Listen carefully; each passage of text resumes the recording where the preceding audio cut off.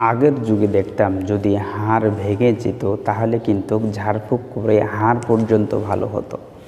হাড়টি যদি ভেঙে যায় বা মচকে যায়, কোনো একটা জায়গায় যদি রগ সরে যায়, মচকে যায়, এগুলো কিন্তু ঝাড়া দিয়েই ভালো হতো।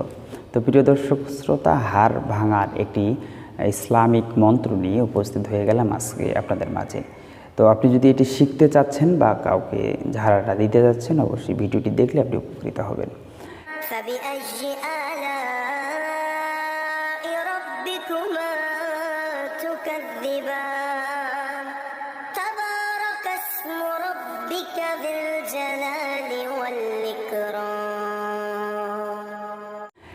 আলহামদুলিল্লাহ ওয়াসসালাতু ওয়াসসালামু আলা রাসূলিল্লাহ। কাছে এবং দূরে, দেশে এবং দেশের বাইরে যারা যেখানেই থাকেন, যেখান থেকে দেখতেছেন, জালাল টিভি পক্ষ থেকে আপনাকে জানাচ্ছি অনেক অনেক প্রীতি ও শুভেচ্ছা।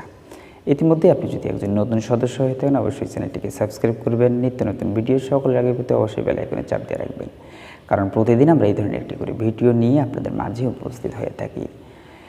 সেই সূত্রে আজকে একটি ভিডিও নিয়ে উপস্থিত হয়ে গেলাম আপনাদের মাঝে। সেটি হচ্ছে হাড় ভাঙা, অর্থাৎ কারো যদি হাড় ভেঙে যায়, হাত পা ভেঙে যায়, কোনো জায়গায় মচকে যায়, তাহলে আজকের এই মন্ত্রটি দিয়ে যদি আপনি ঝাড়ফুঁক করে দেন, ইনশাআল্লাহ অবশ্যই সেই হাড় ভাঙা অথবা মচকা বিষয়গুলো ভালো হয়ে যাবে। প্রিয় দর্শক শ্রোতা, আমি শুরুতে আপনাদেরকে নিয়মটি বলে দিচ্ছি, তারপর আমি মন্ত্রটি আপনাদেরকে বলে দেব। প্রিয় দর্শক শ্রোতা, আসলে নিয়মটি হচ্ছে 3 থেকে 4 দিন ছাই, যেই ছাইগুলো রাতে তুলে রাখা হয়, এগুলোকে বাসি ছাই বলে, অর্থাৎ রাতের ছাইগুলো। এই ছাইগুলো দিয়ে ওই যেই জায়গাটায় ভেঙেছে এই জায়গাটা মেসেজ করতে হবে 3 থেকে 4 দিন। আর যে মন্ত্রটি আমি দিব, এই মন্ত্রটি দিয়ে 5 থেকে 7 বার পরে তাকে ঝাড়তে হবে। তো ইনশাআল্লাহ এই রোগীটি দ্রুত সুস্থ হবে আশা করা যায়, যদি আল্লাহ তাআলা রহম করেন, দয়া করেন, মায়া করেন।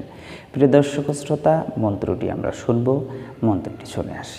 হাড় ভাঙিলে তাহার ঝাড়ন, ভাঙ্গা হুয়া হাড় ঝাড়ি, কোষে ঝাড়ি কোষা পানির কুম্ভীর, বনের বাঘ জিয়া রে জিয়া, যেথা কার হাড় সেথা লাগিয়া, লা ইলাহা ইল্লাল্লাহ মুহাম্মাদুর রাসূলুল্লাহ।